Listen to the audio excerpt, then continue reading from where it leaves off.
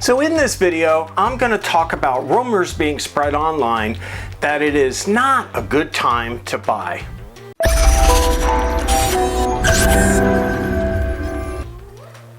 Hi, this is Tom Olsewski with Coldwell Banker and Team Olsewski here with another informative video. So this is the statement I'm hearing from a lot of potential buyers and even sellers who really want to downsize, upsize, maybe move out of state. So potential buyers are being fooled into thinking it's not a good time to purchase and are delaying their plans, ignoring economic facts.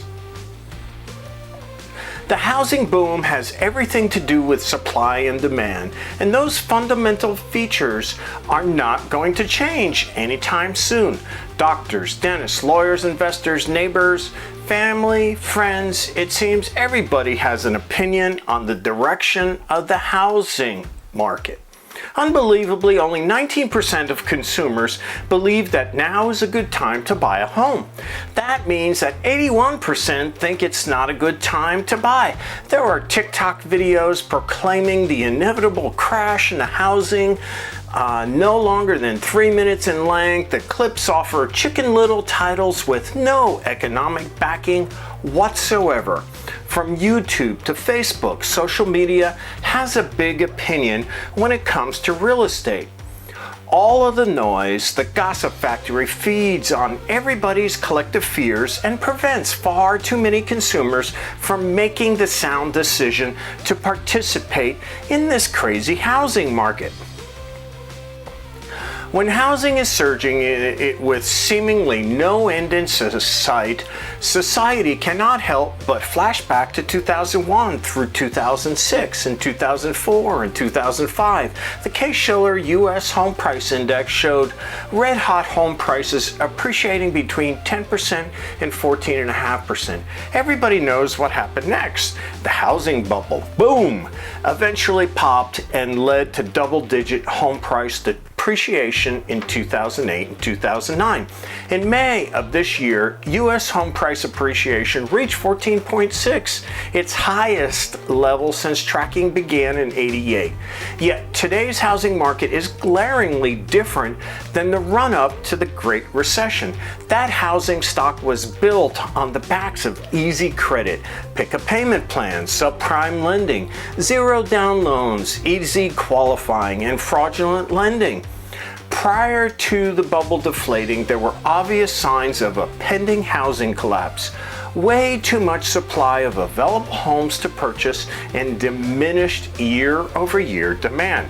The simple Econ 101 principle of supply and demand painted the inevitable housing plunge.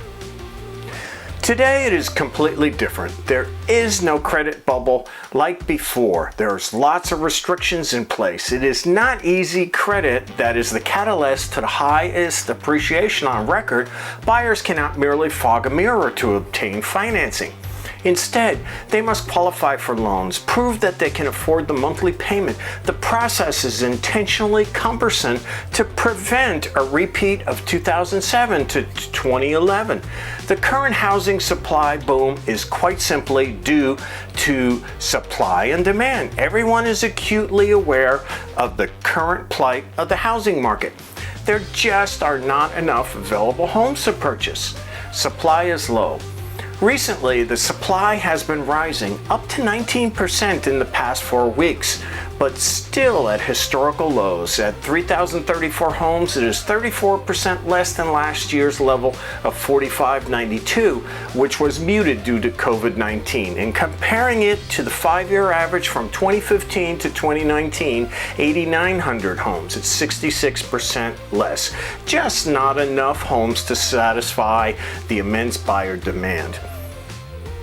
For comparison purposes, in 2008, there were 27,000 available homes in Riverside County.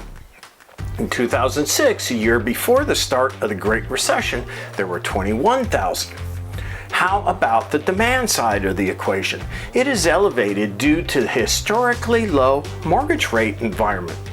After COVID-19 hit, Mortgage rates achieved 17 record lows, starting with 3.29% in March 2020. It dropped to 2.65% during the first week of January this year. The record prior to last year was achieved in November 2012 at 3.31%. On Thursday, July 15th, according to Freddie Mac's primary mortgage market rates dropped to 2.88%, and they're still pretty close to that. Prior to COVID, rates were hovering around 3.75%. Combine today's low rates with a strong demographic patch of first-time home buyers in decades, and it is easy to see where all the demand is coming from.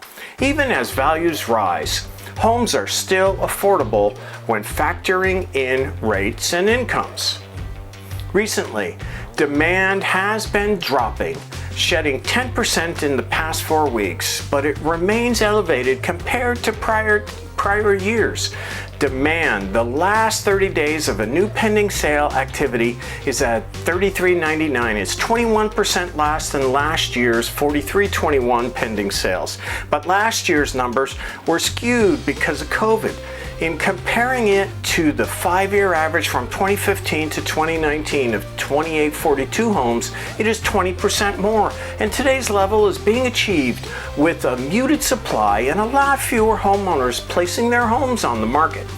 There are 53 fewer for sale signs this year so far compared to the 5-year average between 2015 and 2019, 13% less. More homes would have translated to higher demand readings. It is important to also mention that there is not going to be a wave of foreclosures that will hit the market as soon as forbearance comes to an end, for a variety of sound economic reasons.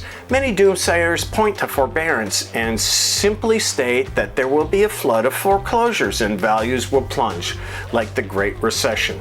The facts do not support this claim. There have been 7.2 million homeowners who have taken advantage of forbearance. Of the 5.2 million homeowners who have exited forbearance, 90% either are currently paying on time or paid off their loan. Of the 2 million homeowners with an active forbearance, 90% have at least 10% equity, enough to sell their homes if they remain in a financial pickle. That would be without a job for the most part. Attention buyers. Now is a great time to buy due to historically low mortgage rates. Housing is going to remain strong due to low inventory levels and strong demand. Fueled by low rates, it is simple Econ 101. This is not going to change anytime soon, with no anticipated flood of homeowners coming to the market to change the supply side of the equation. It will be more of the same. Follow an economic model and stop watching TikTok, YouTube, Facebook videos that are not rooted in a laundry list of economic principles, charts, and irrefutable data. This is Tom Olsewski with Team Olsewski and Coldwell Banker signing out. Make it a great day.